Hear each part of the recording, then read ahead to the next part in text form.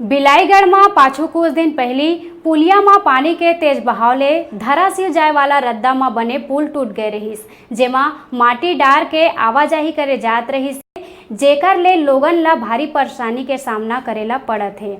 आप मन ला बता दन, बिलाईगढ़ के शमशान घाट और चिरघर भी यही पुलिया ले पार करके जाना पड़थे, जेकर ले लोगन ला परेशानी होवत है। उहे ग्रामीण मन बताइन के नगर के साप्ताहिक बाजार के व्यापारी और खरीदार मन भी यही पुलिया ला पार करके आना जाना करथे और रोज के रोज कोई ना कोई ये टूटे पुलिया के कारण गिरथे।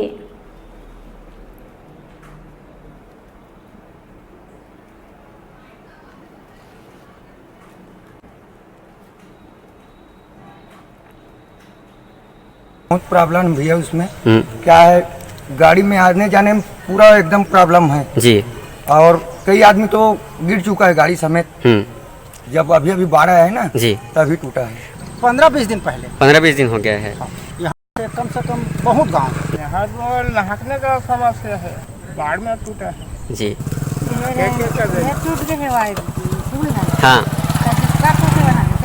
हाँ